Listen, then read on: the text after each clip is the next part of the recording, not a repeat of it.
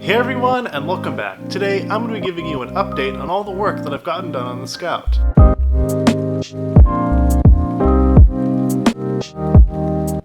So I'm going to start at the front of the Scout, and I'm going to work my way back and show you what I've done along the way.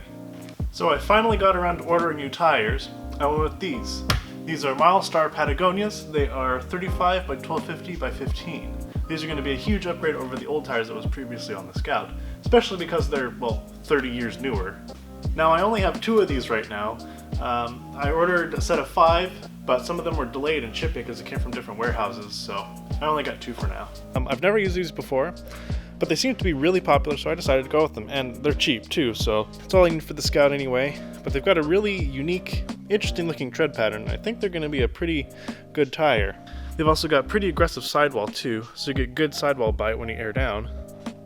So I should be getting these mounted pretty soon here, maybe Monday or Tuesday when the rest of the tires come in.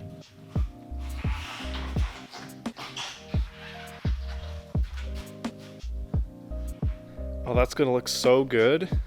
It really fills out that wheel well really well. It's going to be such a nice visual change, and it's going to have so much poke too. We'll definitely need to cut out the wheel wells though, because there's not much clearance in the back here. So these headlights are really nothing special. They're just a generic, cheap Amazon headlight, but they fit perfectly and I think they look really good.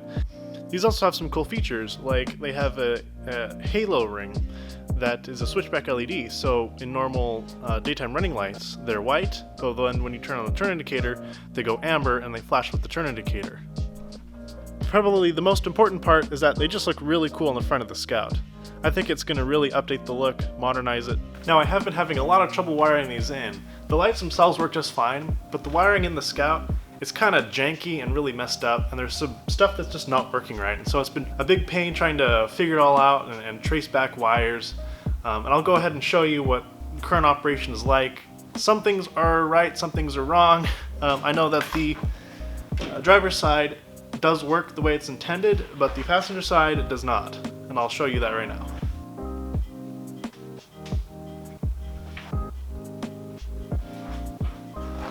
So this is daytime running lights. Now as you can see, the driver's side works as intended. The turn signal lights up at a low power as a running light, and then the halo ring inside the headlight lights up white like it's supposed to. Meanwhile, the passenger side does not.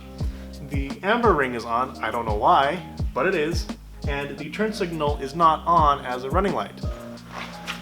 So now you can see here on the driver's side that with the daytime running lights on and the turn indicator on, this is how it's intended to work. It alternates between the two, and the headlight switches from the white running light to the amber ring. And now, as you can see, this side with the turn indicator off has switched back to the white running light ring. Now this side, it may look like it's working properly, which the indicator is, but when I turn the indicator off, the marker down here is going to turn off when it should be on, like that one. And this is going to stay solid amber when it should turn to white, like that one. So I don't know what's going on here. I have to trace back a bunch of wiring in here. There's some weird like dual ground switch thing going on. I don't really know. I'll figure it out. Probably the biggest and most important change I made so far is the new Holley Sniper EFI system. This system converts any old carbureted car to fuel injection. Now this kit was actually surprisingly easy to install. It's made it actually drivable. You can actually move it now. It doesn't stall out, it doesn't flood, it doesn't stutter, it doesn't hesitate.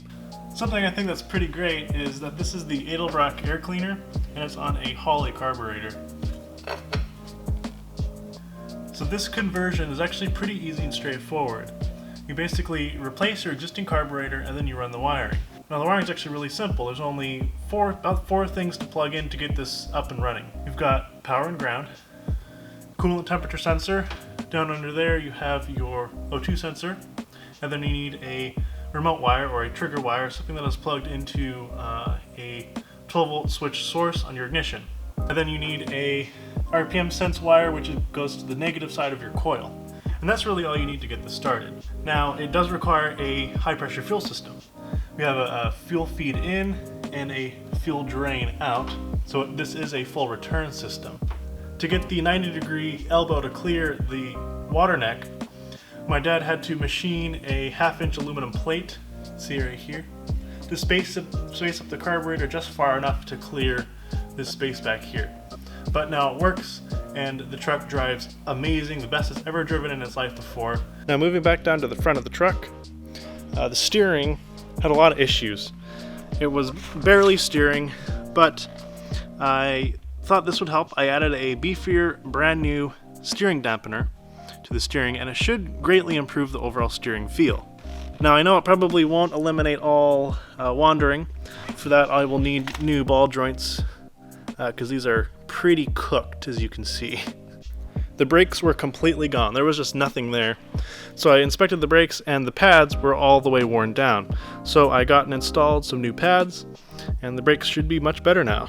Now, I've done quite a lot of work on the interior so far, but basically stripping it out, as this is mostly going to be an off-road only vehicle, although I will be street driving it occasionally. As you can see, the floors have been stripped, took all the foam off the floors. The seats are just sitting in there, they're not bolted in. I have new seats on order and new harnesses for them, so that'll be a nice upgrade. So I've added a switch panel, fixed the shifter so you can actually shift the car now. Got a new shifter housing because the other one was all cracked and broken and it was not good. Got a new center console, so now we actually have cup holders. Before there was no center console here at all, and I wanted that usable space back. This is the handheld display for the Holley Sniper. This will eventually be mounted somewhere up here maybe. Same thing in the back. It's all stripped. That's some yellow foam left over from the old floor that was in here. So while we're in the inside, I might as well talk about the fuel cell. So I mounted the fuel cell in the bed here because I wanted to get it up out of the way from underneath the truck. I had to drill a big hole in the floor, cut it out. This line coming up at the top, that's the return. And I'm going to be redoing this a little bit, make it a bit more permanent, but it will have to be removed to finish the floor. So going underneath the Scout, I can show you the high pressure fuel system that is required for the Sniper to work. So right up under here is the fuel system. So this is the low pressure feed from the fuel tank. Goes into a high pressure pump, which is pressurized up to about 60 psi. Comes out to another filter, and that goes off under the frame, up to the engine and into the Sniper. And like any good project car, it will inevitably sit on jack stands for weeks at a time. So there you have it. That is currently all the work I have done on the Scout project. So that's going to do it for this video, guys. Thank you so much for watching, and I will see you next time.